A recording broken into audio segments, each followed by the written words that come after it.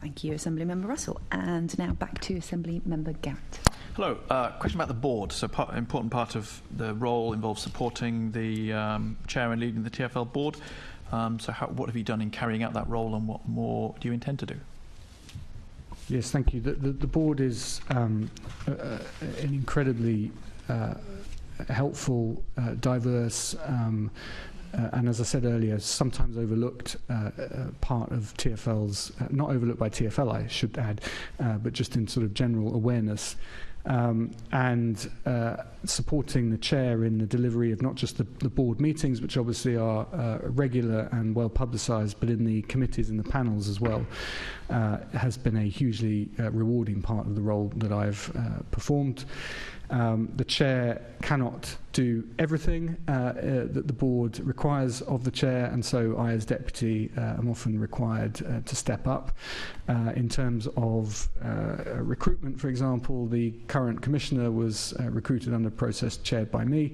The new board members, subject again to your approval for my nomination as deputy chair, would be nominated under a process again chaired by me, and in that process I'm very cognizant of the fact that the board needs to reflect London, it needs to represent London, and in addition to the Assembly, the board is also a body by which TfL can be held accountable and adhere obviously to the best governance principles. So I take my role as deputy chair very, very seriously indeed, and the board members, as I say, who have supported me in the work that I do, I'm extremely grateful to them, and frankly they're a wonderful bunch of people, and I very much hope to appoint another wonderful bunch of people.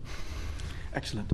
So connecting this to some of the other issues that have come up around Vision Zero, bus safety, probably will not surprise you that I'm going to ask you a thing that I've asked the Mayor and the TfL Commissioner, and I believe TfL Head of Safety multiple times in the past, which is that although the Commissioner's report to the board does start with a section on safety, it doesn't include a sort of tracking data of, and I'm thinking particularly about the bus fleet, because obviously that's the fleet of vehicles on London roads that the TfL most directly control.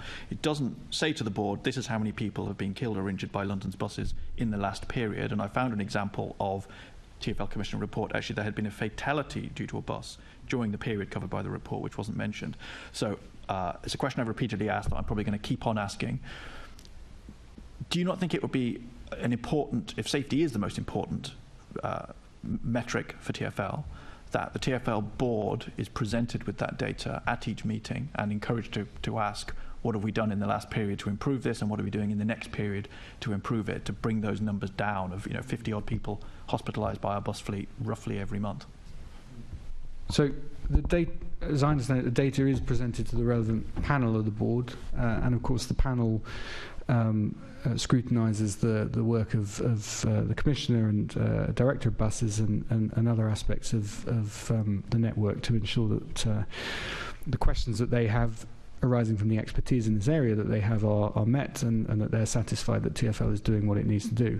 Again, obviously, when the conversations that I have on a weekly basis and more with the Commissioner and Director of Buses and Safety, we have a similar if not identical process in terms of identifying what it is that we can do on infrastructure, on design, working with the bus drivers, etc., etc. There are many different aspects, and of course each incident is unique in the sense that there are a unique series of circumstances, whether they be outside our control or within our control, and where they're within our control we always analyse what they could be. In terms of presenting to the board, I can certainly I don't know what the kind of rationale would be for not having a totality of statistics presented at the board, but I can certainly ask that be presented to the board. I see no reason why not. Yeah, I mean, not to drag this out, but obviously I think my understanding is you're correct that it is presented to the safety panel, but when I hear that safety is our number one priority, I think, what would I do if it were my number one priority? I would probably not present it to a panel, I'd probably present it to the board, put it in front of the board, encourage the board to quiz it. If that's our number one priority, that's what it being a priority means. Yeah, no, that data doesn't seem to be. I think it's fair, but we do have to recognise that scrutiny is happening. and it's happening at the panel. Your request that it happen at the board, I completely understand, and obviously it's up to board members as to what they raise, and I can assure you that the board is not pre-prepared in any board meeting, or I have no idea, and the Commissioner has no idea, and the Chair has no idea what questions they'll be raising at any given point.